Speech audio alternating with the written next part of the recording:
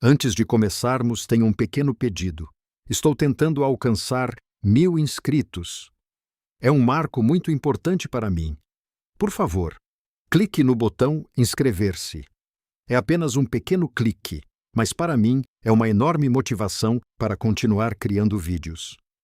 Muito obrigado a todos. Renata Castilho enfrentou o abismo do desespero no dia em que seu marido Oscar desabou na oficina de carpintaria. Sua mão agarrou o peito. Seus olhos se arregalaram de dor imensa. E naquele instante, Renata soube que sua existência havia se fragmentado. Não houve tempo para despedidas nem palavras finais, apenas o eco surdo do corpo contra o chão de concreto, seu próprio grito abafado, e depois um silêncio sepulcral que se instalou em seu lar como uma sombra perpétua. Oscar tinha 42 anos, Renata 38 e 6 filhos para alimentar. Marcos, o mais velho, com 14 anos, os gêmeos Luiz e Jorge, de 11, Daniela, de 9, a pequena Laura, de 7, e o bebê Pablo, que mal completava 2 anos. Os primeiros meses foram uma descida ao inferno. A oficina de Oscar fechou suas portas. As dívidas se acumularam sem piedade. Os credores batiam à sua porta, exigindo pagamentos que Renata, com o coração apertado, não podia cumprir. Vendeu as ferramentas do marido, os poucos móveis de valor que possuíam, até mesmo seu anel de casamento, mas nada era suficiente para aliviar a miséria crescente. São Pedro de la Sierra, o lugar onde havia vivido toda a sua vida, de repente parecia hostil e frio. As antigas amigas a olhavam com pena, ou pior, com um desprezo mal disfarçado. As pessoas murmuravam na praça sobre a pobre Renata, perguntando-se como ela criaria aqueles 6 filhos sozinha. Numa tarde de outubro, com o estômago vazio e o choro dos filhos ecoando em casa pela fome, Renata caminhou até a fazenda El Encanto, nos arredores do local. Era uma propriedade imensa, pertencente à dona Adelaida del Valle, uma mulher milionária conhecida em toda a região por sua fortuna e seu temperamento difícil. Dizia-se que também era viúva, embora isso tivesse acontecido há mais de 20 anos. As pessoas comentavam que ela era dura como pedra e fria como gelo, mas também se sabia que pagava bem pelo trabalho. Renata bateu na porta de serviço com as mãos trêmulas. Marta, uma mulher mais velha de rosto severo, abriu, examinando-a de cima a baixo com desconfiança. Marta perguntou o que ela queria. Renata, engolindo seu orgulho como se fosse vidro moído, explicou que vinha perguntar se precisavam de ajuda, que podia limpar, cozinhar, o que fosse necessário e que tinha 6 filhos. Marta a interrompeu bruscamente, pedindo que esperasse ali, e fechou a porta na sua cara. Renata esperou sob o sol inclemente, sentindo o suor escorrer pelas costas e a vergonha queimar as bochechas. Quase 1 hora depois, a porta se abriu novamente. Desta vez era outra pessoa, uma mulher alta, de cerca de 60 anos, vestida com elegância simples, o cabelo prateado preso em um coque impecável. Seus olhos eram cinzentos e penetrantes, como se pudessem ler cada segredo que Renata tentava esconder. Dona Adelaida, sem rodeios, afirmou que ela era a viúva de Oscar Castilho. Renata confirmou. A milionária perguntou quantos filhos ela tinha, e Renata respondeu que 6. Em seguida, perguntou a idade do mais novo, e Renata disse que 2 anos. Dona Adelaida a observou em silêncio por aquilo que pareceu uma eternidade. Então, assentiu levemente. Explicou que precisava de alguém que limpasse, cozinhasse e cuidasse da casa grande. O trabalho era pesado, as horas longas, e ela não tolerava preguiça nem desculpas. Perguntou se Renata podia. Com isso, Renata respondeu sem hesitar que sim, que podia com o que fosse, embora não tivesse ideia de como se viraria com Pablo. Dona Adelaida assegurou-lhe que o pagamento era justo e indicou que ela começasse no dia seguinte, às 6 da manhã, sem atrasos. E foi tudo. Dona Adelaida fechou a porta e Renata voltou para casa quase correndo, com o coração batendo tão forte que pensou que sairia do peito. Naquela noite, pela primeira vez em meses, conseguiu comprar pão e leite para seus filhos. Viu-os comer com uma mistura de alívio e tristeza que lhe apertava a garganta. Mas em São Pedro de la Sierra, as línguas não demoraram a começar a se mover. Renata Castillo, a viúva respeitável, agora trabalhava como criada para a milionária. Que vergonha! Que queda! As comadres murmuravam no mercado, na igreja, em cada esquina. Dona Elvira, a maior fofoqueira de São Pedro de la Sierra, dizia que Renata não tinha dignidade, que ela preferiria morrer de fome antes de se rebaixar assim. Renata ouvia os comentários e apertava os punhos, mas não respondia. Não podia se dar a esse luxo. Seus filhos precisavam comer. Os primeiros dias na fazenda foram exaustivos. Renata chegava quando ainda estava escuro, deixando Marcos encarregado dos irmãos, e não voltava até que o sol já tivesse se posto. A casa grande era enorme, de 3 andares, com mais de 20 quartos, pisos de mármore que precisavam ser esfregados de joelhos, janelas imensas que exigiam horas de limpeza. Dona Adelaida era exigente, sim, mas não cruel. Ela a observava trabalhar com aqueles olhos cinzentos e indescritíveis, mas nunca gritava, nunca a insultava como Renata temia. Na verdade, havia algo estranho na forma como Dona Adelaida a tratava. Às vezes, quando Renata estava limpando a biblioteca, sentia o olhar da milionária sobre ela. Outras vezes, Dona Adelaida lhe fazia perguntas inesperadas. Se seu filho mais velho ia à escola, se o bebê estava saudável, o que seu marido estudava. Renata respondia com respeito, mas com honestidade, e pouco a pouco algo começou a mudar.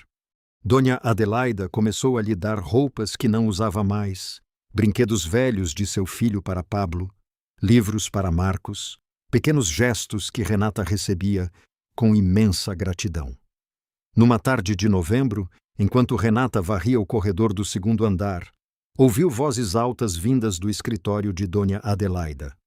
Eram seus sobrinhos Armando e Beatriz del Valle, que visitavam a fazenda todo mês com a desculpa de ver como a tia estava, mas que, na verdade, só queriam ter certeza de que sua herança estava intacta.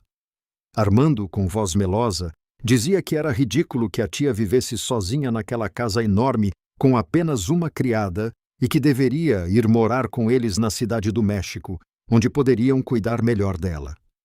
Dona Adelaida respondeu com voz seca, como o deserto, que não precisava que a cuidassem, muito menos eles, que só esperavam que ela morresse para dividir o que restava. O silêncio que se seguiu foi tenso e gelado. Renata ficou paralisada com a vassoura nas mãos, sem ousar se mover. Então, ouviu os passos furiosos dos sobrinhos descendo as escadas, seus murmúrios envenenados. Velha teimosa, veremos quem terá a última palavra. Naquela noite, enquanto Renata terminava de limpar a cozinha, Dona Adelaida entrou com um copo d'água, sentou-se à mesa, algo que nunca fazia, e a observou em silêncio por um longo tempo. Finalmente, Dona Adelaida perguntou a Renata o que ela faria se tivesse muito dinheiro e nenhum filho próprio. A pergunta a pegou de surpresa. Renata deixou o pano sobre a pia e se virou para sua patroa. Disse que não sabia, senhora, mas que supunha que se certificaria de que não caísse em mãos erradas. Dona Adelaida sorriu pela primeira vez. Não foi um sorriso caloroso, mas sim triste, cansado. Murmurou que Renata era mais esperta do que aparentava. Renata não soube o que responder a isso, mas aquela conversa ficou gravada em sua mente por dias. 2 semanas depois, num sábado à tarde, Dona Adelaida pediu que a acompanhasse para inspecionar uma propriedade que ela tinha nos arredores de São Pedro de la Sierra, perto do caminho que levava a Querétaro. Renata deixou seus filhos com uma vizinha e subiu na caminhonete da milionária, nervosa e confusa. Chegaram a um terreno grande coberto de mato, onde se erguia uma casa velha de madeira e adobe. Mas o mais estranho naquela casa era que estava completamente inclinada para um lado, como se uma mão gigante a tivesse empurrado. As paredes se curvavam em ângulos impossíveis. O telhado parecia prestes a desabar. As janelas estavam quebradas. Dona Adelaida explicou que aquela era sua casa torta, que seu avô a havia construído há quase 100 anos, mas que estava abandonada há décadas. Ninguém a queria. Diziam que era assombrada. Renata observou a casa com curiosidade, mais do que com medo. Não acreditava em fantasmas, mas notou algo estranho. A inclinação não era uniforme. Era como se algo muito pesado estivesse puxando a casa para um lado específico. Perguntou por que estava tão torta. Dona Adelaida a olhou com aqueles olhos cinzentos penetrantes e por um momento Renata pensou que receberia uma resposta. Mas a milionária apenas sorriu novamente com aquele sorriso misterioso e cansado. Disse que isso, querida Renata, era um segredo que só ela conhecia. Voltaram para a fazenda em silêncio, mas Renata não conseguia parar de pensar naquela casa torta e nas palavras de Dona Adelaida. Havia algo oculto ali, algo importante, e sem saber por quê, sentia que aquele segredo estava prestes a mudar sua vida para sempre. A resposta chegaria muito antes do que ela imaginava e de uma forma que nunca teria podido prever. Porque 3 dias depois, numa terça-feira à tarde, o filho de Dona Adelaida, Héctor del Valle, chegaria de visita da cidade do México com sua esposa Isabel e seu filho pequeno Léo. E aquele menino de 5 anos, travesso e curioso, se aproximaria demais da beira do lago escondido que havia nos jardins da fazenda. E quando caísse na água gritando e agitando os braços desesperado, seria Renata quem estaria perto. Seria Renata quem teria que tomar a decisão mais importante de sua vida em uma fração de segundo. A terça-feira amanheceu com um calor sufocante que prenunciava tempestade. Renata chegou à fazenda às 6 em ponto, como sempre, mas encontrou a casa em um estado de agitação incomum. Dona Adelaida estava na cozinha dando ordens a Marta, a outra empregada que ajudava na preparação dos alimentos. Dona Adelaida anunciou que seu filho vinha naquele dia da cidade do México, que trazia sua esposa Isabel e seu neto Léo. Queria que tudo estivesse impecável. O quarto principal do segundo andar deveria brilhar. Os lençóis novos, as toalhas limpas, flores frescas no banheiro. Renata assentiu e se pôs a trabalhar imediatamente. Tinha ouvido falar do filho de Dona Adelaida, Héctor del Valle, mas nunca o conhecera. Segundo Marta, ele era um engenheiro bem-sucedido que quase nunca visitava a mãe. Demasiado ocupado com seus negócios e sua vida na cidade. Marta confidenciou a Renata enquanto preparavam o quarto que Dona Adelaida ficava nervosa quando ele vinha e que achava que doía que seu filho a visitasse tão pouco, que ele só vinha por compromisso, não como elas, que estavam ali todos os dias. Renata não respondeu, mas guardou aquela informação em seu coração. Conhecia aquele tipo de dor, a de amar alguém que não te corresponde com a mesma intensidade. Héctor e sua família chegaram perto das 3 da tarde em uma caminhonete de luxo preta que levantou uma nuvem de poeira ao entrar pelo caminho de cascalho. Renata os viu da janela do segundo andar. Um homem de cerca de 35 anos, alto e bem apessoado, vestido com roupas caras, mas informais. Sua esposa, uma mulher magra de cabelo loiro tingido e óculos de sol enormes. E o menino Léo, um pequeno de 5 anos com cabelo escuro e cacheado que saltou do carro antes mesmo que ele parasse completamente. Isabel gritou para Léo que ficasse quieto, que ia se machucar, mas o menino já corria para a casa rindo e gritando, como se o mundo inteiro fosse seu quintal de brincar. Dona Adelaida saiu para recebê-los com um sorriso tenso. Renata desceu as escadas discretamente para não atrapalhar. Mas Dona Adelaida a chamou. Pediu a Renata que se aproximasse, que queria que ela conhecesse sua família. Renata se aproximou com as mãos entrelaçadas na frente do avental, sentindo os olhares avaliadores de Héctor e Isabel sobre ela. Dona Adelaida apresentou Renata Castilho com um tom que a Renata pareceu quase orgulhoso, dizendo que trabalhava com ela há 2 meses e que era uma mulher excepcional. Renata murmurou, muito prazer, com uma leve inclinação de cabeça. Héctor devolveu o cumprimento com cortesia, mas Isabel mal a olhou antes de se voltar para a sogra. Isabel comentou com Dona Adelaida que fazia um calor insuportável e perguntou se não tinham ar-condicionado naquela casa. Dona Adelaida respondeu com paciência forçada que o ar-condicionado estava nos quartos e que Renata lhes mostraria onde podiam se refrescar.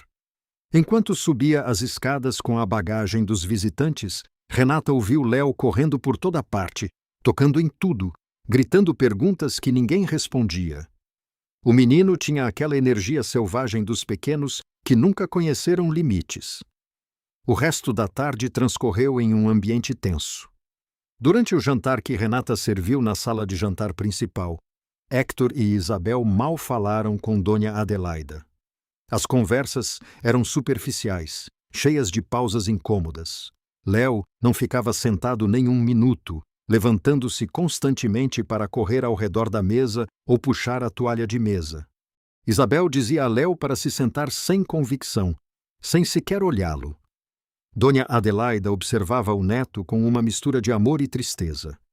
Renata notou isso enquanto recolhia os pratos. A milionária estendeu a mão para o menino quando ele passou perto dela. Mas Léo a esquivou e continuou correndo. A dor nos olhos de Dona Adelaida foi como uma facada para Renata. Depois do jantar, Héctor e Isabel se retiraram para o quarto alegando cansaço da viagem. Léo, em vez disso, continuava cheio de energia. Dona Adelaida sugeriu que ele saísse para brincar no jardim, onde havia mais espaço. O menino saiu correndo sem esperar resposta. Dona Adelaida chamou Renata quando ela terminou de lavar os pratos. Pediu-lhe que fosse lá fora e vigiasse o menino, que não confiava que seus pais estivessem atentos. Renata saiu para o jardim com um nó no estômago. O sol começava a se pôr, tingindo o céu de laranja e púrpura. Léo corria entre as árvores, perseguindo borboletas imaginárias e gritando a plenos pulmões. Renata o seguia a uma distância prudente, pronta para intervir se necessário. O jardim da fazenda era enorme, com áreas de gramado perfeitamente cuidado, roseiras antigas e, ao fundo, perto do limite da propriedade, o lago escondido, um lago artificial que o avô de Dona Adelaida havia mandado construir décadas atrás. O lago tinha cerca de 20 metros de diâmetro e estava cercado de salgueiros chorões. A água parecia escura e profunda sob a luz do entardecer. Léo correu em direção ao lago. Depois continuou correndo cada vez mais perto da borda. Renata insistiu para Léo parar agora com urgência na voz. Mas o menino se agachou junto à água, fascinado por algo que flutuava na superfície. Renata estava a 5 metros de distância quando viu o que ia acontecer uma fração de segundo antes que acontecesse. Léo se inclinou demais, perdeu o equilíbrio. Seus braços se agitaram no ar, procurando algo para se segurar, e então caiu na água com um splash, que ressoou no silêncio do entardecer como um tiro. Renata não pensou, não calculou, não hesitou nem por um instante. Lançou-se ao lago com tudo e roupa, com tudo e sapatos, com todo o peso do mundo sobre seus ombros. A água estava gelada e mais profunda do que parecia.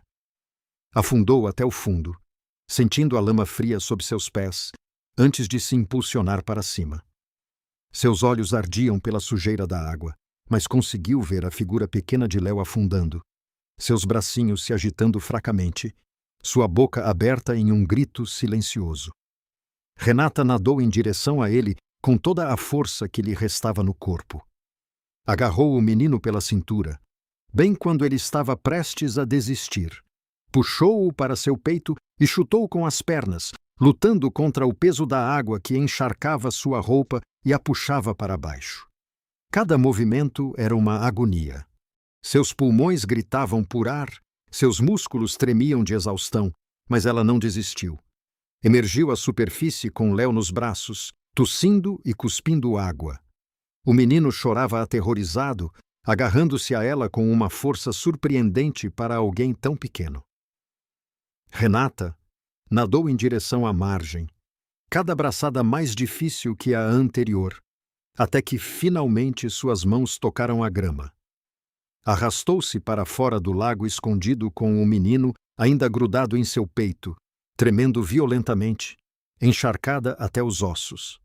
Léo tossia e chorava, mas estava vivo. Estava respirando.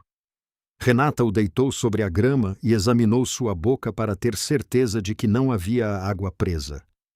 O menino a olhava com olhos enormes, cheios de lágrimas e medo. Renata sussurrou que já tinha passado, que já estava a salvo, que tudo tinha acabado, enquanto acariciava o cabelo molhado. Os gritos chegaram um momento depois.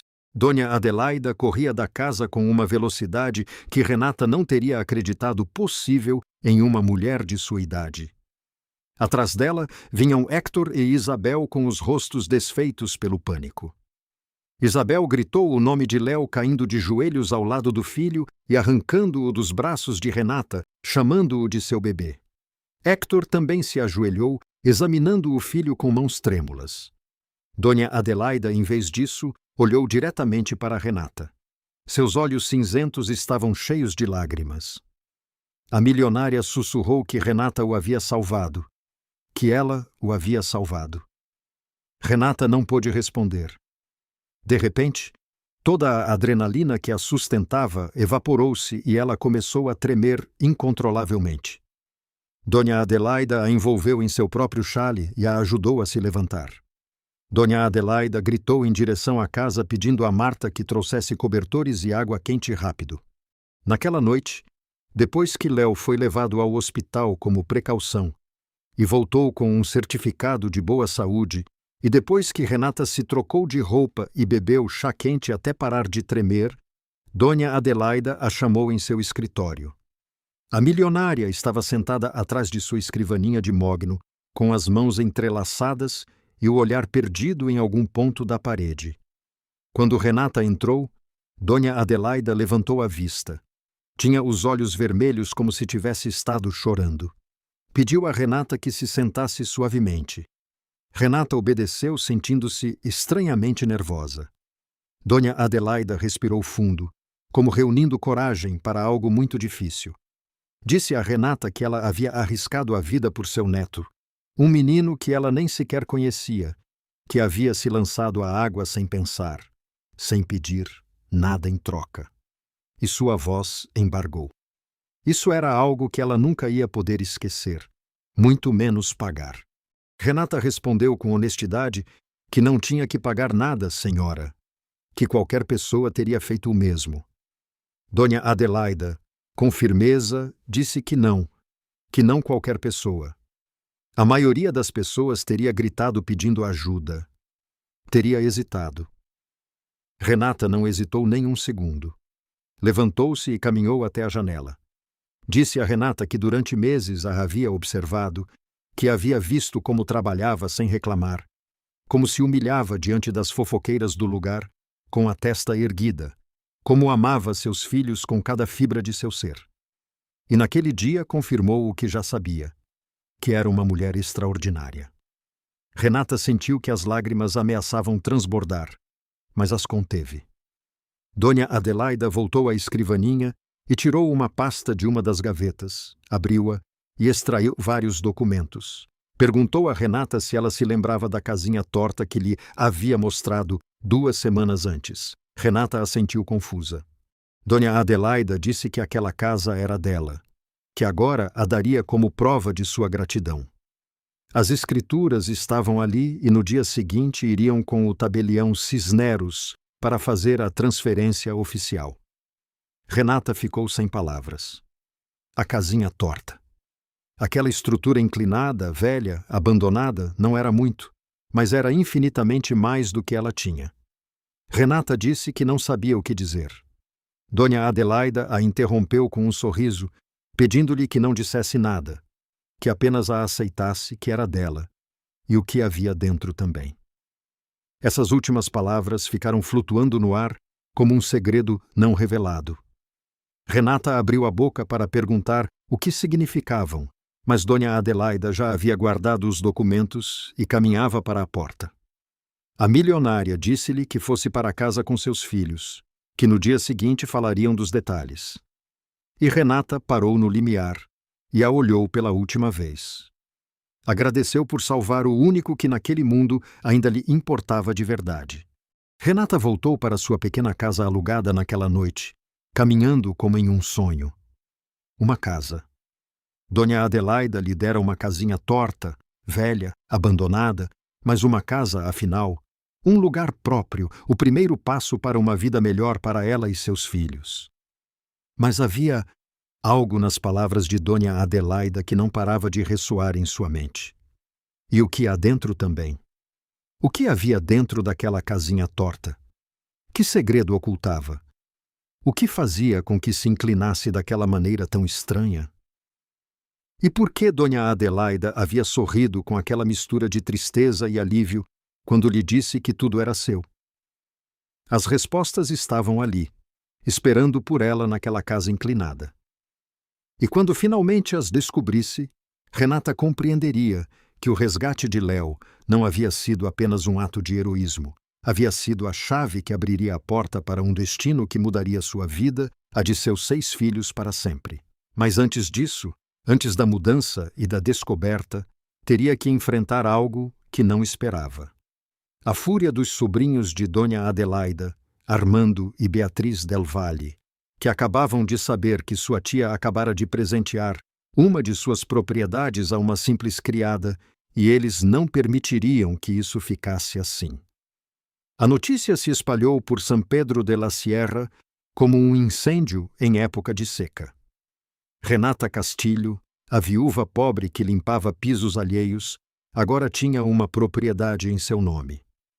As línguas venenosas do lugar trabalhavam sem descanso. No mercado, na praça, nas portas da igreja, a fofoca crescia e se deformava a cada repetição. Dona Elvira murmurava a um grupo de comadres que diziam que Renata havia seduzido o filho da milionária, que por isso lhe haviam dado a casa, que com certeza tinha algo com ele. Outra acrescentava que havia ouvido que o menino havia caído no lago escondido de propósito, que tudo foi um plano para tirar dinheiro de Dona Adelaida. Renata ouvia os rumores quando ia comprar tortilhas ou quando buscava seus filhos na escola, e cada palavra era como uma bofetada, mas já não lhe importava tanto quanto antes. Tinha algo mais importante em que se concentrar. Seus 6 filhos finalmente teriam um teto próprio, mesmo que esse teto estivesse torto. Na quarta-feira de manhã, Dona Adelaida chegou para buscá-la em sua caminhonete. Renata subiu nervosa, com o estômago feito um nó. Iam ao escritório do tabelião Cisneros. Um homem sério de óculos grossos e bigode grisalho que havia cuidado dos assuntos legais da família Del Valle por mais de 30 anos. Enquanto Dona Adelaida dirigia pelas ruas de paralelepípedos do centro, Renata notou um carro preto que a seguia a certa distância. Era um Mercedes escuro com vidros polarizados. Algo naquele veículo lhe produziu um arrepio de advertência. O escritório do tabelião ficava em uma casa antiga de 2 andares com varandas de ferro forjado e portas de madeira entalhada. Quando entraram no escritório principal, Renata se surpreendeu ao encontrar 2 pessoas mais esperando, Armando e Beatriz del Valle. Os sobrinhos de Dona Adelaida, Armando, um homem de cerca de 40 anos com o cabelo engomado para trás e terno caro que não podia esconder seu olhar calculista, disse à tia Adelaida com voz melosa que era uma surpresa encontrá-la ali, que não sabiam que ela tinha hora marcada com o tabelião. Dona Adelaida respondeu secamente que não tinha por que avisá-los, que seus assuntos não lhes diziam respeito. Mas Beatriz, sua irmã mais nova de 35 anos, e um rosto que teria sido bonito se não fosse pela expressão amarga que parecia permanente em seus lábios pintados de vermelho escuro, Interveio com falsa doçura, dizendo que eram família, que tudo o que ela fizesse lhes dizia respeito, especialmente quando se tratava de presentear propriedades da família a estranhos. Seus olhos cravaram-se em Renata com um desprezo tão puro que era quase tangível. Renata sentiu a terra se abrir sob seus pés. Como eles descobriram tão rápido? Dona Adelaida, erguendo o queixo com dignidade, disse que Renata não era uma estranha, que ela havia salvado a vida de seu neto, algo que nenhum deles teria feito. Armando disparou, deixando cair a máscara de cortesia. Que isso não lhe dava o direito de receber propriedades que pertenciam à sua família há gerações, que aquela casa era de seu avô, de seu bisavô, que ela não podia simplesmente dá-la a uma empregada doméstica. O tabelião Cisneros pigarreou desconfortavelmente de sua mesa. Ele disse com voz profissional que Dona Adelaida tinha todo o direito legal de dispor de suas propriedades como achasse melhor, que a casa em questão estava em seu nome há mais de 20 anos e que não havia impedimento legal para fazer a transferência. Mas Beatriz insistiu que havia um impedimento moral, que aquela casa era parte de seu patrimônio familiar, que ela não podia fazer isso, que seu pai e sua mãe se revirariam em seus túmulos se soubessem. Dona Adelaida respondeu com uma voz que cortava como vidro, que seu pai era seu irmão mais novo, e um homem ganancioso que lhe pedira dinheiro emprestado a vida toda sem devolver um centavo, então não venha com que se preocuparia com o patrimônio familiar. O silêncio que se seguiu foi tão denso que Renata quase podia senti-lo pressionando contra sua pele. Ela quis desaparecer, tornar-se invisível, não estar ali no meio daquela briga familiar. Mas Dona Adelaida pegou sua mão e a apertou com firmeza. A milionária disse ao tabelião para proceder com a transferência naquele momento. Os próximos 30 minutos foram uma tortura. Renata assinou onde lhe indicaram com mãos trêmulas e o coração batendo tão forte que tinha certeza de que todos podiam ouvi-lo.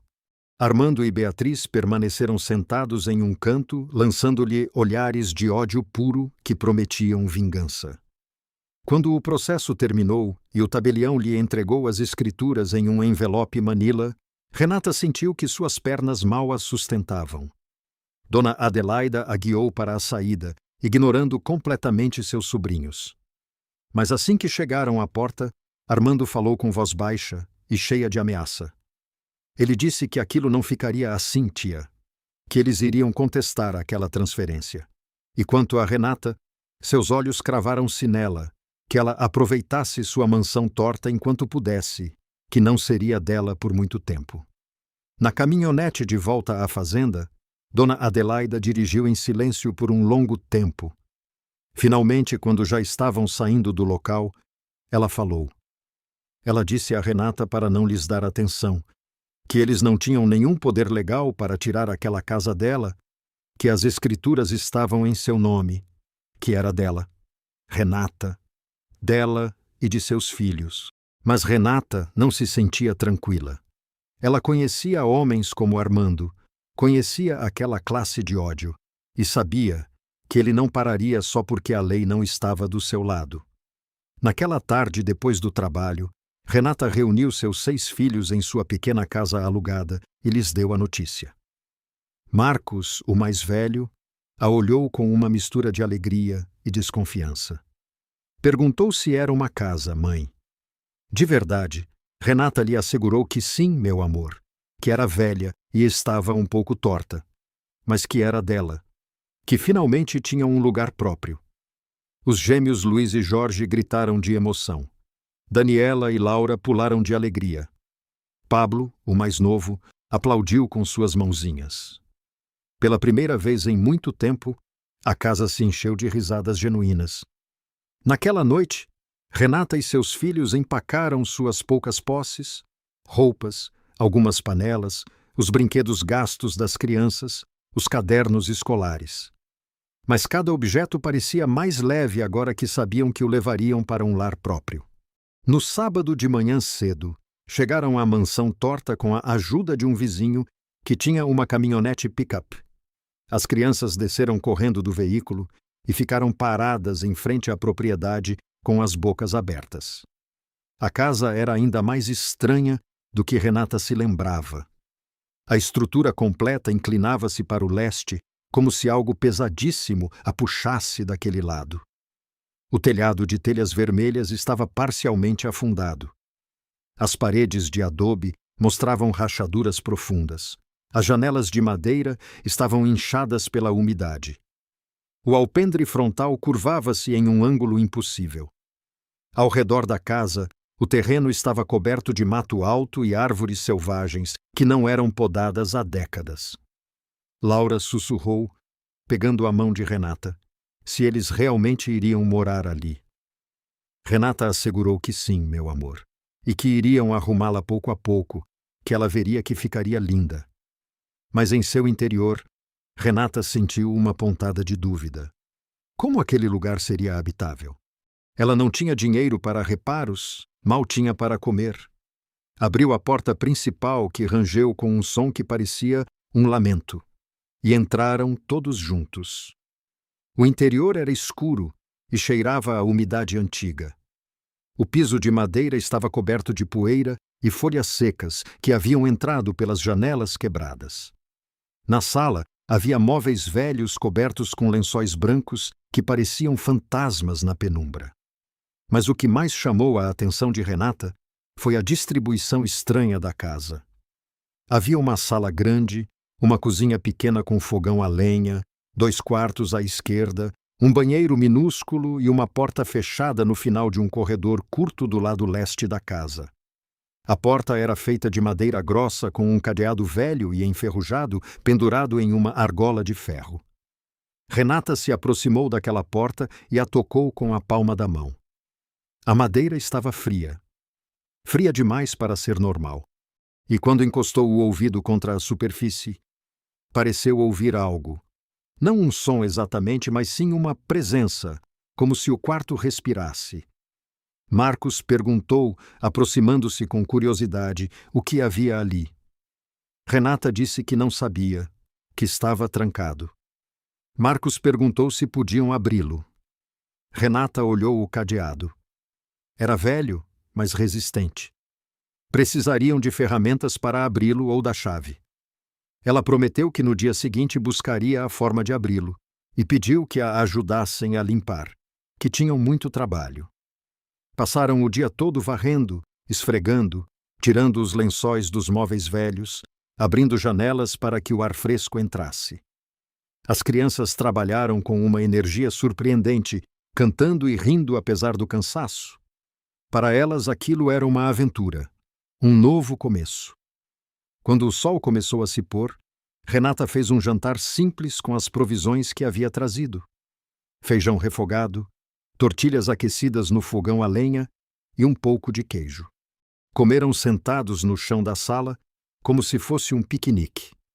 E pela primeira vez em muito tempo, Renata sentiu algo parecido com paz. Naquela noite, deitaram as crianças nos 2 quartos, compartilhando colchões velhos que haviam encontrado em um armário. Renata ficou acordada um pouco mais, sentada no alpendre torto, olhando as estrelas que brilhavam sobre o terreno selvagem. Pensou em Dona Adelaida, em sua generosidade, no segredo que havia em suas palavras e no que há dentro também. Ela se levantou e caminhou novamente até a porta fechada. A lua cheia entrava pelas janelas quebradas, criando sombras estranhas nas paredes inclinadas. Renata tocou o cadeado com os dedos e sentiu novamente aquele frio antinatural. Sussurrou para a porta o que escondia, o que pesava tanto que fazia toda a casa se inclinar para ela. Não houve resposta, é claro, apenas o silêncio da noite e o canto distante dos grilos. Mas quando voltou para a sala para dormir no sofá velho, Renata notou algo que não havia visto antes. No batente da porta fechada, quase invisível na penumbra, havia uma pequena inscrição entalhada na madeira. Ela se aproximou com uma vela que havia acendido e leu as palavras desgastadas pelo tempo. Aquilo que proteges com tua vida te protegerá. Um arrepio percorreu suas costas. Quem havia entalhado aquilo? O avô de Dona Adelaida. E o que significava? Renata estava prestes a se afastar quando ouviu algo que a deixou paralisada. Um som que vinha de dentro do quarto fechado. Não era alto, não era ameaçador. Era apenas um estalo leve, como de madeira velha se acomodando, ou como de algo muito pesado se movendo minimamente. E então, no silêncio que se seguiu, Renata teria jurado que ouviu outra coisa. Algo que soava impossivelmente como uma respiração profunda, lenta, paciente, como se o que quer que estivesse naquele quarto tivesse estado esperando por anos, décadas, esperando que alguém chegasse, esperando que a pessoa certa finalmente abrisse a porta e descobrisse o que Dona Adelaida havia mantido oculto do mundo por tanto tempo, o que havia feito aquela casa se inclinar sob o peso do maior segredo de sua vida. No domingo, amanheceu com um céu cinzento que ameaçava chuva. Renata acordou no sofá velho com o corpo dolorido e a mente inquieta. Os sons da noite anterior não a deixaram dormir bem. Cada estalo da casa, cada gemido da madeira velha a fazia pensar naquele quarto fechado e no que poderia estar escondido atrás daquela porta. Preparou o café da manhã para as crianças. Aveia quente com um pouco de açúcar e canela. As últimas tortilhas que restavam, café aguado. Enquanto comiam, Renata notou que Marcos a observava com preocupação. Marcos perguntou se ela estava bem, mãe, que ela parecia cansada. Renata assegurou que sim, meu amor, que só havia dormido mal. Mas não era só isso. A noite toda ela teve a sensação de que alguém observava a casa de fora.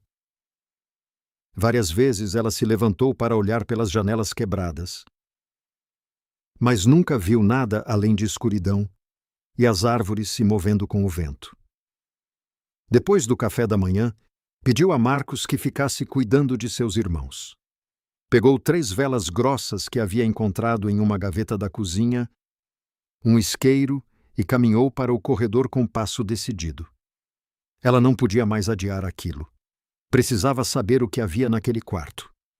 Precisava entender por que Dona Adelaida lhe dera algo tão valioso. A porta estava exatamente como ela a havia deixado na noite anterior, fechada com o cadeado no chão. Renata acendeu as 3 velas, acomodou 2 no chão do corredor para ter luz de reserva e segurou a terceira com mão firme. Então empurrou a porta. Desta vez, ela se abriu sem resistência, como se o quarto tivesse aceitado que finalmente seria revelado. A luz da vela penetrou a escuridão, e o que Renata viu a deixou sem fôlego. O quarto era maior do que esperava, talvez de 5 por 6 metros, mas cada centímetro estava ocupado. As paredes estavam cobertas de estantes de madeira escura e naquelas estantes havia de tudo. Objetos empilhados com cuidado meticuloso, protegidos com tecidos, organizados por categorias que revelavam a mente ordenada do avô de Dona Adelaida. Renata deu um passo à frente, levantando a vela para ver melhor. Sua respiração acelerou. Na estante mais próxima havia pinturas religiosas emolduradas, virgens coloniais com halos dourados, santos com expressões serenas, cristos talhados em madeira antiga. Renata reconheceu o estilo, embora não soubesse muito de arte, mas até ela podia ver que eram velhas, muito velhas, séculos de antiguidade. Mais adiante, em caixas de madeira com fechaduras de bronze, havia livros, centenas de livros. Renata abriu uma caixa com cuidado e tirou o volume superior. Era um livro enorme com capas de couro repujado e páginas amareladas pelo tempo. O título estava em espanhol antigo, quase ilegível, mas ela conseguiu distinguir uma data. 1683, 342 anos de antiguidade. Ela continuou avançando com as pernas tremendo. No centro do quarto havia baús de ferro com cadeados que também estavam abertos, como se Dona Adelaida quisesse que Renata pudesse acessar tudo sem dificuldade. Ela se ajoelhou em frente ao primeiro e o abriu. Moedas, centenas, talvez milhares de moedas de prata brilhavam à luz da vela como estrelas diminutas. Renata pegou uma com dedos trêmulos. Era pesada, fria. Tinha gravado um brasão e letras que ela não conseguia ler bem, mas sabia que era prata pura das minas coloniais. O segundo baú continha joias, colares de pérolas enormes, anéis com pedras preciosas que lançavam lampejos de cores quando a luz da vela os tocava, pulseiras de ouro trabalhado, broches antigos com diamantes incrustados. Renata não sabia nada de joalheria, mas até ela podia ver que aqueles objetos não eram simples adornos, eram tesouros históricos. O terceiro baú quase a fez chorar. Estava cheio de barras de prata, perfeitamente empilhadas, cada uma do tamanho de um tijolo. Renata contou 30 barras. Depois, parou de contar porque as lágrimas lhe toldavam a vista. Mas isso não era tudo. Havia mais prateleiras no fundo do quarto. Levantou-se e caminhou para lá, sentindo que as pernas mal a sustentavam. Encontrou esculturas religiosas de madeira entalhada, algumas tão detalhadas que pareciam vivas, cálices de ouro e prata, manuscritos enrolados em tubos de couro, mapas antigos desenhados à mão, documentos oficiais com selos de cera vermelha, figuras pré-colombianas de jade e obsidiana, que o avô de Dona Adelaida devia ter colecionado em suas viagens. Em um canto, envoltas em tecidos de veludo, havia pinturas sem molduras. Renata desembrulhou uma com extremo cuidado e quase deixou cair a vela. Era um retrato de uma mulher espanhola do século XVII, vestida com sedas e rendas, olhando para o espectador com olhos penetrantes. A pintura estava assinada no canto inferior, mas Renata não reconheceu o nome. No entanto, a técnica, as cores, a forma como a luz parecia emanar do rosto da mulher, isso era obra de um mestre. Renata deixou a pintura com cuidado sobre uma mesa próxima. O quarto era uma cápsula do tempo, um museu particular, uma fortuna inimaginável. Renata sentou-se no chão, rodeada por séculos de história e riqueza, e chorou. Chorou por Oscar, pela pobreza que haviam sofrido, pela humilhação, pelo medo, e chorou de alívio, de gratidão, de uma felicidade tão avassaladora que mal conseguia conter. Dona Adelaida não lhe dera uma casa velha, dera-lhe um legado, dera-lhe a oportunidade de uma nova vida para ela e seus filhos. A inscrição na porta ressoou em sua mente. Aquilo que proteges com a tua vida, proteger-te-á.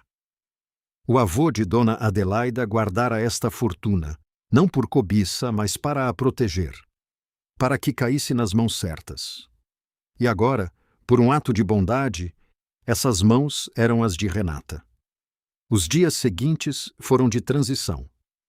Renata, com a ajuda de Dom Rogélio, um velho carpinteiro amigo de Oscar que se ofereceu para ajudar, começou os reparos da casa torta. Dom Rogélio era um homem sábio e calado, com mãos fortes e olhos que tinham visto muito. Quando Renata lhe mostrou o quarto secreto, Dom Rogélio apenas assentiu. Disse que o avô de Dona Adelaida, Dom Cornélio, era um homem excêntrico, mas muito inteligente. Sempre dizia que o verdadeiro tesouro não era o ouro, mas as pessoas boas. Dom Rogélio aconselhou Renata a ser discreta, a não revelar o segredo a ninguém. O mundo estava cheio de gente gananciosa. Renata assentiu. Sabia que tinha que ser prudente. Enquanto Dom Rogélio e sua equipe trabalhavam na casa, Renata começou a planejar. Não queria vender todo o tesouro de uma vez. Queria usá-lo com inteligência para garantir o futuro de seus filhos. Dona Adelaida a visitava com frequência, observando o progresso das obras e conversando com Renata. A milionária deu-lhe o contato de um antiquário de confiança em Querétaro, o Sr. Mendes, que poderia ajudá-la a vender algumas peças discretamente. Também a aconselhou a investir em educação para seus filhos, que o dinheiro acaba, mas o conhecimento não. Renata ouvia com atenção. Dona Adelaida se tornara uma mentora, uma amiga, uma figura materna que ela nunca tivera. Uma manhã, enquanto Dom Rogério e seus homens trabalhavam no telhado, um carro preto parou em frente à casa torta. Era o Mercedes de Armando Del Valle. Desceu do carro com um sorriso forçado e aproximou-se de Renata, que supervisionava os trabalhadores. Armando disse com voz melosa que tinha ouvido que ela estava fazendo reparos, que bom, que a casa precisava. Depois seus olhos pousaram em Dom Rogério e sua equipe. Perguntou de onde ele havia tirado o dinheiro para tudo isso, que os reparos de uma casa tão grande eram caros. Renata respondeu com calma que Dona Adelaida lhe dera um adiantamento de seu salário e que Dom Rogério estava fazendo um preço especial por ser amigo de seu falecido marido. Armando não pareceu convencido. Seus olhos percorreram a casa, detendo-se no lado leste, onde ficava o quarto secreto. Perguntou por que aquele lado da casa continuava tão inclinado que não lhe parecia seguro. Renata assegurou-lhe que Dom Rogério estava trabalhando nisso, que logo tudo estaria bem. Armando sorriu novamente, mas desta vez seu sorriso não chegou aos olhos. Disse que ia enviar alguns inspetores municipais para que revisassem a estrutura, apenas para ter certeza de que tudo estava em ordem. Renata sentiu um arrepio. Sabia que Armando não desistiria tão facilmente. Os inspetores chegaram no dia seguinte. 2 homens com uniformes cinzas e rostos sérios revisaram a casa de cima a baixo, medindo paredes, examinando fundações, fazendo perguntas. Renata os seguiu com o coração apertado, temendo que descobrissem o quarto secreto. Mas os inspetores não encontraram nada fora do comum.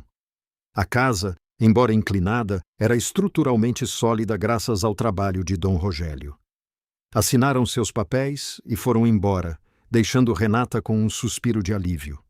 Armando, que estivera observando de seu carro, aproximou-se dela depois que os inspetores foram embora. Perguntou o que tinha acontecido, que se tudo estava em ordem. Renata disse que sim, que a casa era segura. Armando a olhou com desconfiança. Disse que não entendia como uma simples serva podia pagar todos aqueles reparos. Renata não respondeu. Dom Rogério aproximou-se de Renata e sussurrou-lhe que tivesse cuidado, que Armando era um homem perigoso. Renata assentiu. Sabia que tinha que proteger seus filhos e o legado que Dona Adelaida lhe confiara. A casa torta não era apenas uma casa, era um símbolo de sua nova vida, de sua luta, de sua esperança, e ela não permitiria que ninguém a tirasse. Os dias seguintes passaram em um turbilhão de trabalho. Dom Rogério e sua equipe trabalhavam do amanhecer ao anoitecer. A casa se transformava diante dos olhos de Renata. As paredes foram reforçadas e pintadas de branco quente. O telhado foi completamente reparado com telhas novas. As janelas agora tinham vidros reluzentes e caixilhos de madeira sólida. A eletricidade iluminava cada canto. Água quente corria pelas novas tubulações, mas o mais impressionante era a inclinação. Dom Rogério instalara suportes estruturais que faziam a casa parecer menos torta, embora, obviamente, nunca pudesse ficar completamente reta sem uma reconstrução total. Ainda assim, era segura, era habitável, era um lar. No domingo, quando as obras estavam quase terminadas, Dona Adelaida veio visitá-los. Percorreu a casa com lágrimas nos olhos. Sussurrou que seu avô ficaria orgulhoso, que Renata havia devolvido a vida àquele lugar. Naquela noite, depois que Dona Adelaida foi embora, Renata deitou seus filhos em seus quartos recém-pintados com camas novas que comprara com parte do dinheiro restante. As crianças adormeceram sorrindo, exaustas, mas felizes. Renata sentou-se na varanda, agora reparada e estável, olhando as estrelas. Pela primeira vez em muito tempo sentiu paz.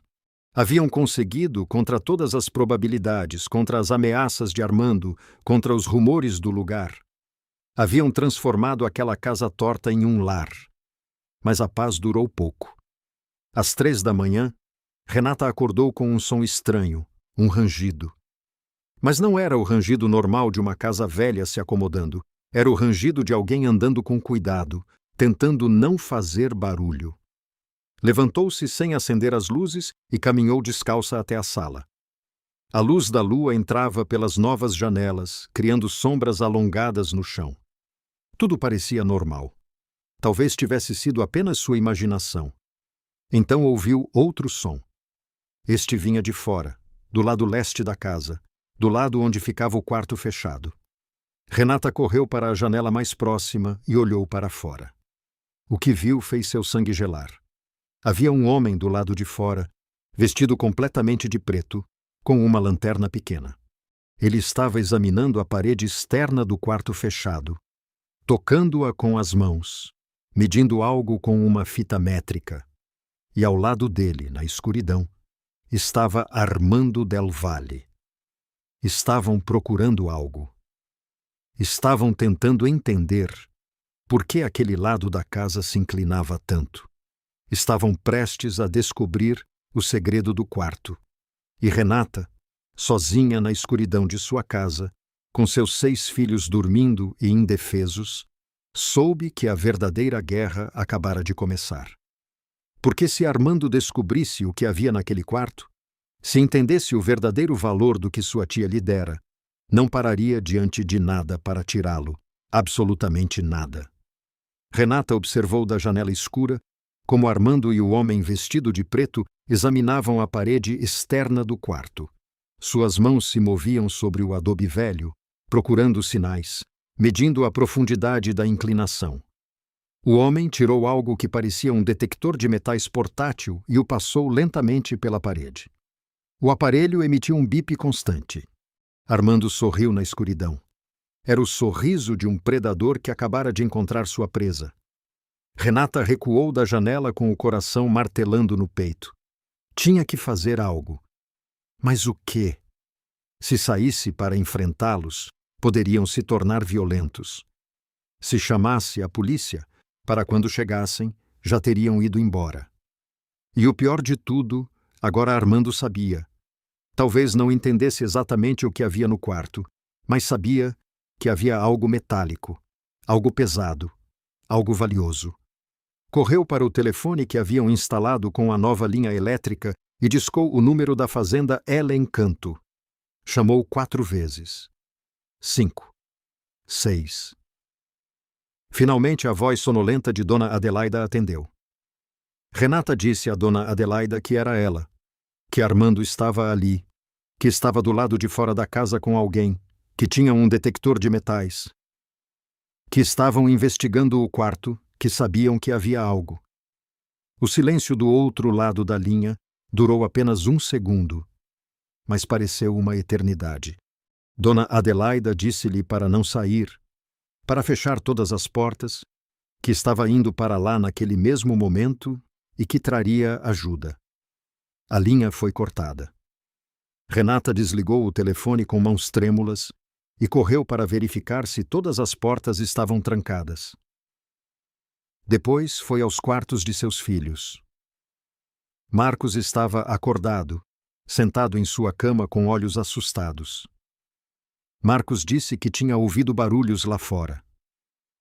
Renata disse que sabia, meu amor, que ficasse ali com seus irmãos, que não saíssem por nada no mundo. Marcos assentiu, mas Renata viu o medo em seus olhos. Era tão jovem ainda, jovem demais para ter que viver com esse tipo de ameaça. Voltou para a sala bem quando ouviu a batida na porta principal. Forte, autoritária, nada amigável. Armando gritou para Renata abrir a porta, que sabia que ela estava acordada. Era a voz de Armando, mas havia algo diferente nela. Agora não havia mais pretensão de cortesia, não havia mais máscaras, apenas raiva pura e cobiça. Renata gritou do outro lado da porta para que ele saísse de sua propriedade ou chamaria a polícia.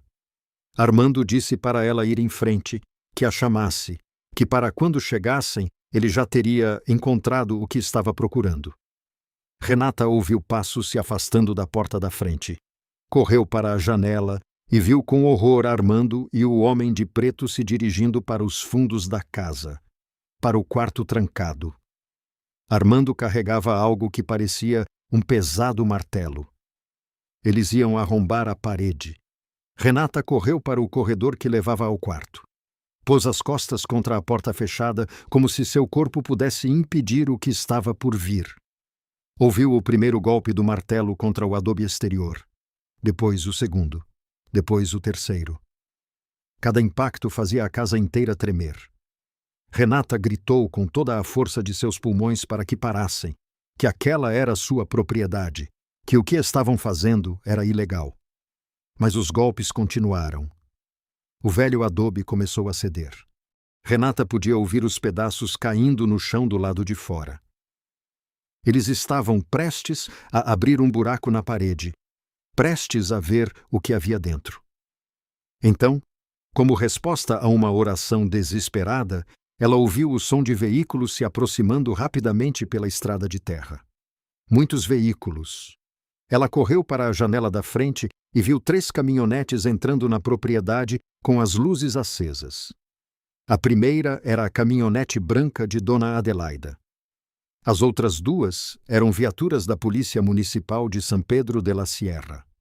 Dona Adelaida desceu de seu veículo, seguida por 4 policiais uniformizados e um homem de terno que Renata reconheceu. Era o comandante Soto, o chefe de polícia do município. Os golpes na parede dos fundos pararam abruptamente. Renata saiu correndo da casa e encontrou Armando e o homem de preto parados ao lado de um buraco do tamanho de uma bola de futebol na parede de adobe. Armando ainda tinha o martelo nas mãos. Seu rosto estava pálido sob a luz das lanternas policiais. Renata gritou, apontando para eles com um dedo trêmulo. Que oficial! Prenda esses homens que estavam destruindo sua propriedade. O comandante Soto se aproximou com uma expressão severa. Ele olhou para o buraco na parede, depois para Armando, depois para o homem de preto que tentava recuar para as sombras. O comandante disse com uma voz que não admitia discussão, que Armando Del Valle estava preso por dano à propriedade privada e invasão de domicílio, que ele tinha o direito de Armando, interrompeu com voz desesperada, dizendo para esperar, que ele não entendia que aquela mulher tinha algo que pertencia à sua família, que sua tia lhe dera ilegalmente, que havia uma fortuna escondida naquela casa. O comandante Soto perguntou com um tom cético.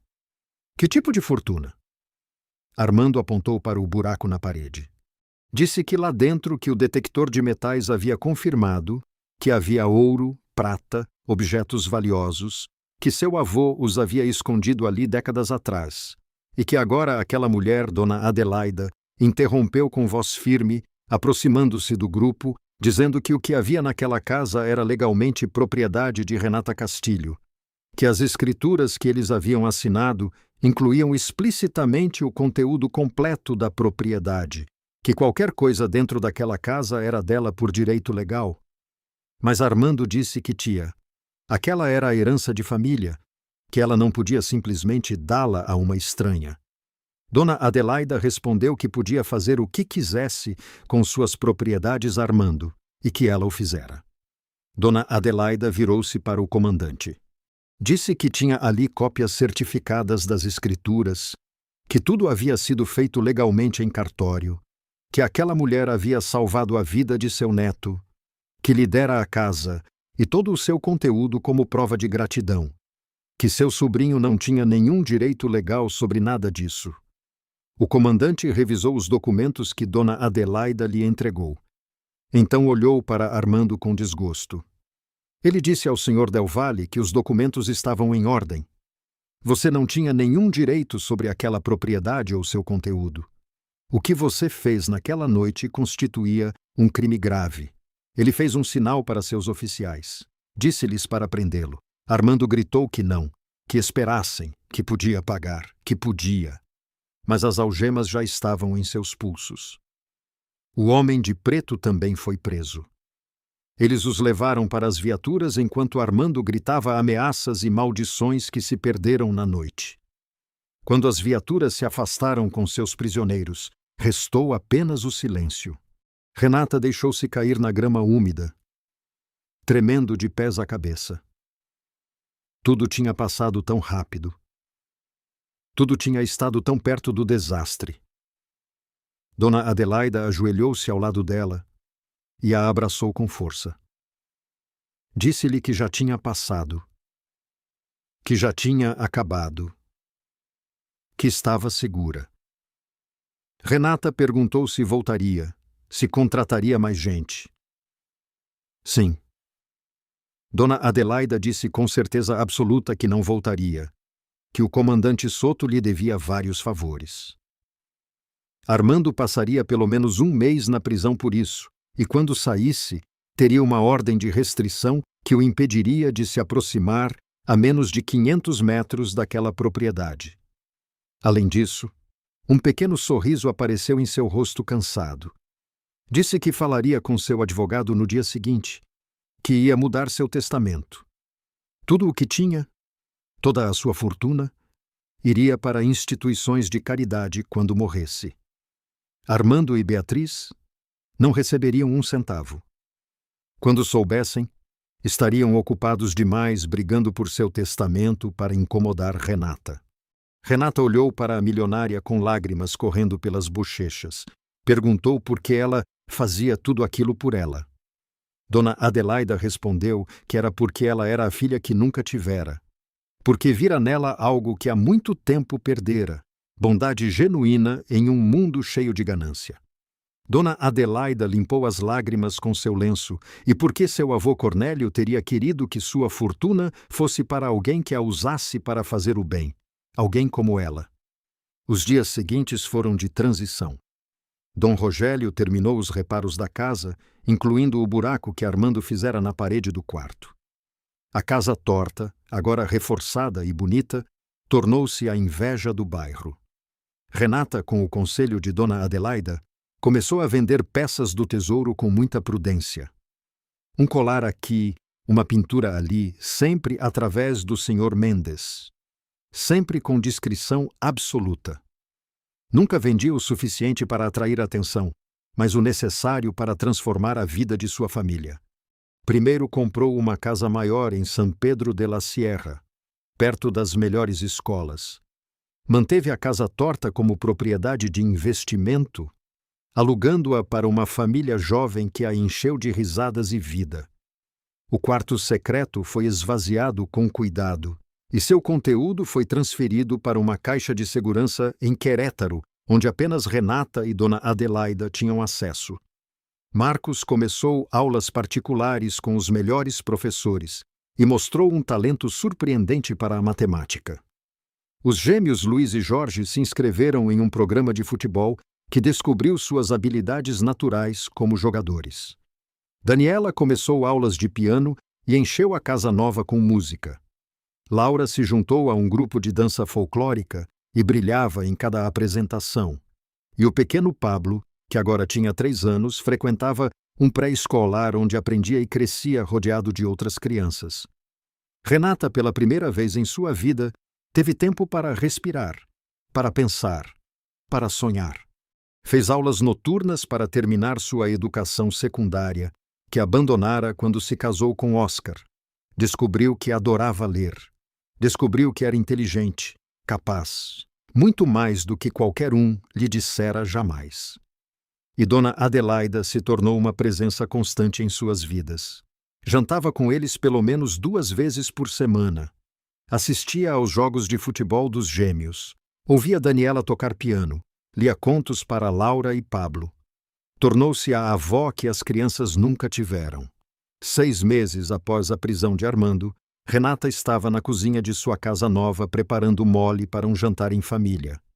Quando a campainha tocou, ela abriu a porta e encontrou Héctor Del Valle, o filho de Dona Adelaida, parado no limiar com sua esposa Isabel e seu filho Léo.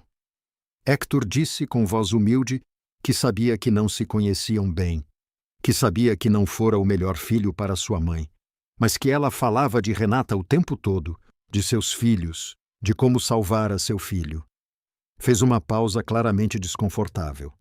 Queria agradecer pessoalmente e pedir desculpas por não ter feito antes. Léo, agora com 6 anos, escondeu-se atrás das pernas do pai tímido. Mas quando viu Renata, seus olhos se iluminaram. Disse que ela era a senhora que o salvara do lago escondido. Renata se ajoelhou à sua altura e sorriu. Perguntou a Léo como ele estava. Léo disse que bem, que papai dizia que ela era uma heroína, que sem ela ele estaria. O menino não terminou a frase, mas seus olhinhos se encheram de lágrimas. Renata o abraçou suavemente. Disse-lhe que estava tudo bem, que isso era o único que importava. Naquela noite o jantar foi barulhento e caótico e perfeito. As crianças de Renata e Léo brincavam no jardim. Héctor e Isabel conversavam com Dona Adelaida sobre se mudarem de volta para San Pedro de la Sierra para ficarem mais perto dela. Renata olhava a cena da cozinha com o coração tão cheio que pensou que ia explodir. Dona Adelaida perguntou no que pensava, aparecendo ao lado dela com 2 xícaras de café.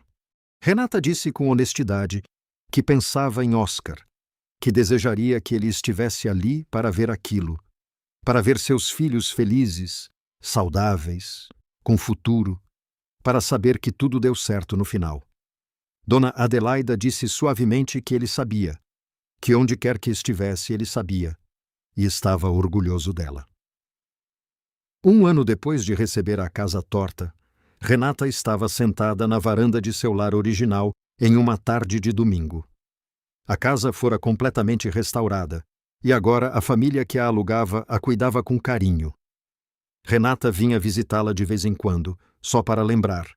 Dona Adelaida chegou em sua caminhonete branca e sentou-se ao lado dela nas escadas reparadas. A milionária perguntou de repente se ela sabia o que seu avô Cornélio lhe dissera antes de morrer.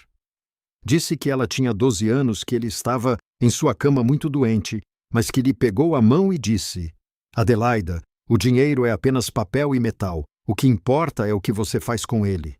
Use-o para proteger quem o merece, para dar oportunidades a quem tem coração bom, mas má sorte. Essa é a única forma de o dinheiro ter valor real. Dona Adelaida olhou para Renata com lágrimas nos olhos cinzentos. Disse que por décadas não entendera o que ele queria dizer, que guardara sua fortuna escondida naquele quarto, com medo de que caísse em mãos erradas.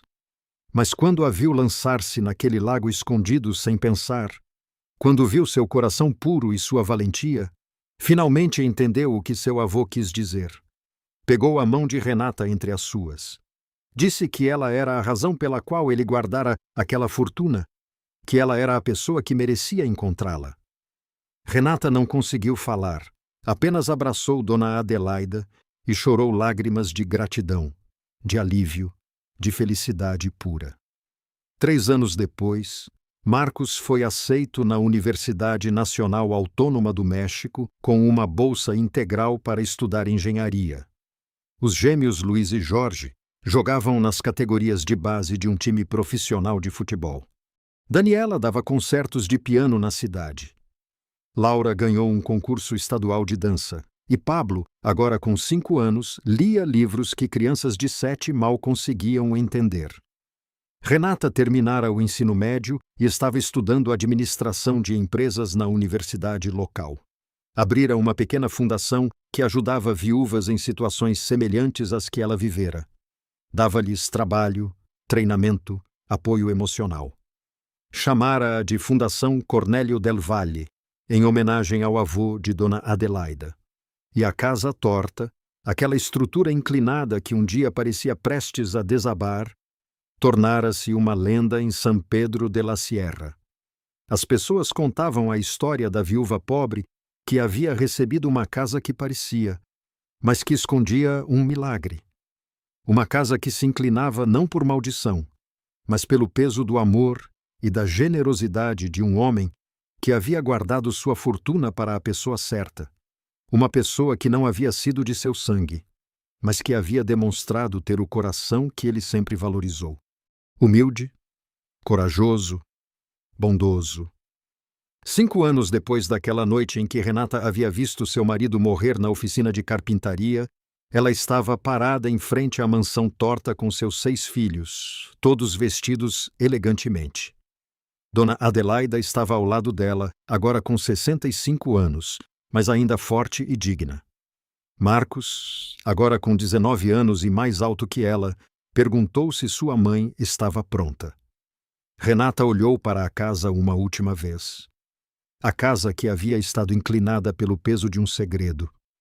A casa que lhe havia dado uma segunda chance. A casa que havia mudado sua vida e a de seus filhos para sempre.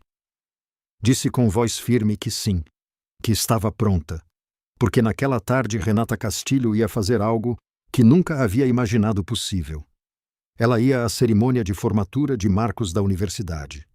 Ia ver seu filho, o filho do carpinteiro morto e da viúva pobre, receber seu diploma de engenheiro e depois iriam jantar em um restaurante elegante, os 8 juntos, celebrando não apenas a formatura, mas todo o caminho que haviam percorrido. Um caminho que havia começado com uma tragédia, continuado com humilhações e pobreza, mas que havia encontrado redenção no ato mais simples e profundo, a bondade. A bondade de salvar uma vida sem pedir nada em troca. A bondade de reconhecer essa bondade e recompensá-la.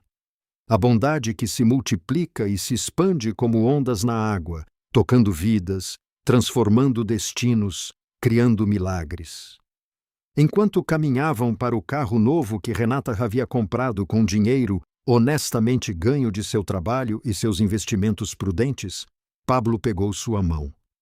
Pablo perguntou se era verdade que uma vez haviam sido pobres. Renata se ajoelhou ao lado de seu filho mais novo e acariciou seus cabelos. Disse a ele que sim, meu amor, que uma vez haviam sido pobres, mas que nunca haviam sido miseráveis, porque sempre haviam tido amor, e agora tinham amor e também oportunidades. Mas o importante, o que ele nunca deveria esquecer, era que o amor havia vindo primeiro. E a mansão torta? Perguntou o menino com curiosidade. Por que estava torta? Renata sorriu olhando para a estrutura inclinada que agora brilhava sob o sol da tarde. Disse que era porque às vezes as coisas mais valiosas da vida eram tão pesadas, tão importantes que faziam tudo ao redor se inclinar um pouco. Mas isso não significava que estivessem quebradas. Apenas significava que estavam cheias de história, de amor, de segredos que esperavam ser descobertos pela pessoa certa. E você era a pessoa certa. Isso diziam, respondeu Renata abraçando seu filho. Mas ela acreditava que a pessoa certa era simplesmente alguém que estava disposto a fazer o que era certo quando ninguém mais o faria. Alguém que protegia o que amava com sua vida. Porque, no final, o que protegia com sua vida, a protegia a ela. E enquanto o carro se afastava pela estrada de terra, deixando para trás a mansão torta que havia mudado suas vidas para sempre, Renata soube com certeza absoluta que tudo havia valido a pena. Cada lágrima, cada humilhação, cada momento de medo e dúvida, porque no final a bondade sempre encontrava sua recompensa. Não sempre quando a esperavam, não sempre como a imaginavam, mas sempre. Eventualmente a vida lhes devolvia o que davam. E ela havia dado tudo o que tinha: seu trabalho, sua dignidade, sua coragem. E a vida lhe havia devolvido um milagre escondido em uma casa inclinada, esperando pacientemente que a pessoa certa abrisse a porta e descobrisse que os tesouros mais grandes não eram os que brilhavam com ouro e prata, eram os que se construíam com amor, se protegiam com coragem e se compartilhavam com um coração generoso que nunca esquecia de onde vinha, nem a quem devia agradecer. Não. Obrigado por assistir a este vídeo até o final. Eu realmente valorizo cada momento que você passou aqui comigo. Neste momento, estamos caminhando rumo ao nosso primeiro objetivo: 1000 inscritos. Se minhas histórias tocaram você, mesmo que um pouco, por favor me apoie, clicando no botão inscrever-se. Cada inscrição é uma grande motivação para eu continuar e trazer mais histórias valiosas para vocês. Vejo você no próximo vídeo.